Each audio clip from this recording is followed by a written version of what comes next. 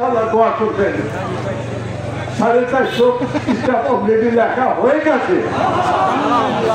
আমার মনে হয় যে থামতেছে না, উপর থেকে রাফাতুল্লাহ আলামিন বলা হচ্ছে না, দয়াল নবীজি কি শুধু এক পৃথিবীর পাখিদের জন্য রহমত?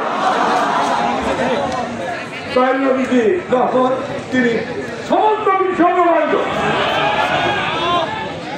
সেই সমস্ত বিশ্ববিদ্যালয়ের রহমত, ওই রহমত কি শুধু মুমিনদের মুসলমানদের জন্যই বর্ষিত হয় না। আমার নবীজি বলছেন সমস্ত পৃথিবীর যত বাসিন্দা, সে মুসলমান হোক, কাফের হোক, মুনাফিক হোক, যেই হোক না কেন, সকলের উপরেই দয়াল নবীজি সেই রহমত বর্ষিত হয়। সালাম বলবে না? এইটা হচ্ছে আমাদের অন্তরের স্লোগান, বুঝতে পারো না? ওই শয়তান কিন্তু দুটানের টার্গেট কাজ। আমার নবীজি বলছেন ওই কাজের ভিতরে কি থাকে?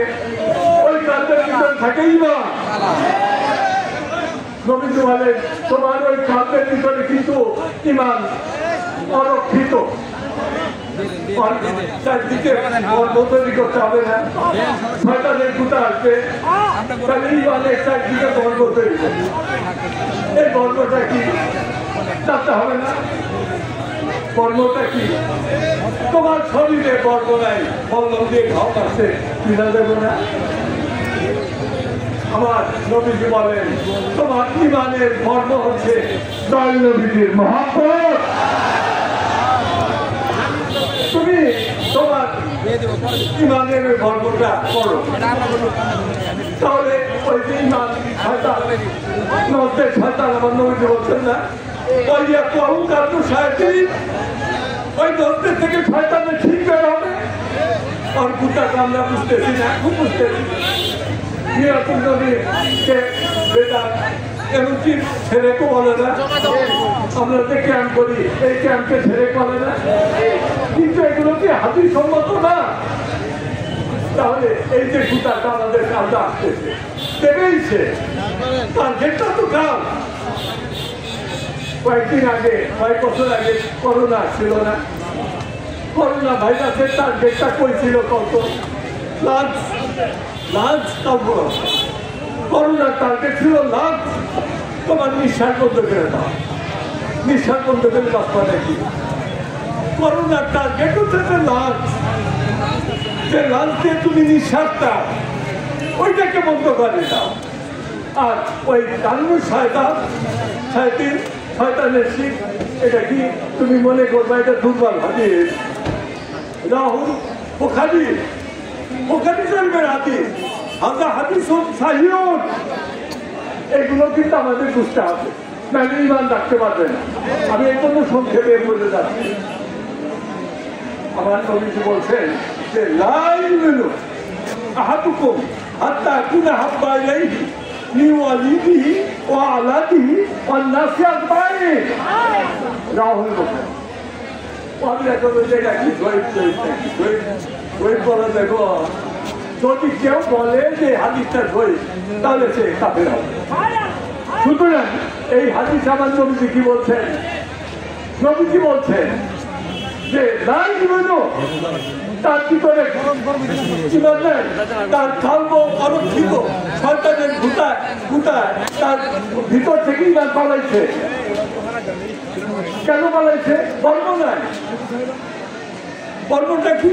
নবীজির মহব্বত। আমার নবীজি বলেন যার ভিতরে আমার মহব্বতের বর্ণনা থাকে, ওই শয়তানের ছিলেন গুটা ওর কালবের ভিতরে পড়বেই পড়বে। আর এই মহব্বতটা কতটা করতে হবে তোমাকে নবীজি বলে দিচ্ছেন, লেভেল কত উচ্চতায় তোমাকে মহব্বত করতে হবে। নবীজি বলে দেখেন যে লাই দুনা হাতুকুম হাত্তা কুনা হাব্বা ইলাইহি মিন ওয়ালিদিহি ওয়া আওলাদিহি ওয়ান নাসি আজমাইন।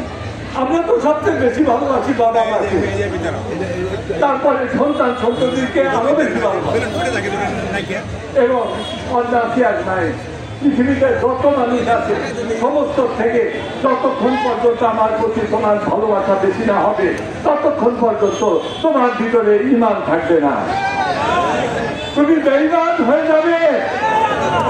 নবীজি কাফের বলে চাই, কিন্তু বাকিও রাখেন নাই। বাকি রাখছেন নাকি? যে বেঈমান সেই তো কাফের নাকি? আবার মশলা দিবেন, মশলা দেওয়ার থেকেও কত দিব? অনেক আছে, শয়তানের সমর্থনে অনেক আছে লোক। এটা মনে করো না যে আমরা খুব নিরাপদ। এই জন্য আমি বলি, এই যে আজকে হযরত শাহ জামাল রহমতুল্লাহ নজর শরীফে আমরা আসছি, এখানে এসে দোয়া করবো। আমাদের মূলটা হচ্ছে কি? দোস্তের জন্য এইটা আমরা করছি। যদি রহমতের ছায়া পাইছেন না, আমরা কিরকম গরমে সূর্যের যদি তাপটা পুরা থাকি, তাহলে কিরকম হইতো তোমাদের অবস্থা? এটা রহমতুল্লাহ আলামিন। আমরা তো এই আজকের এই মাহফিলের থেকে এখান থেকে দোয়া করবো এবং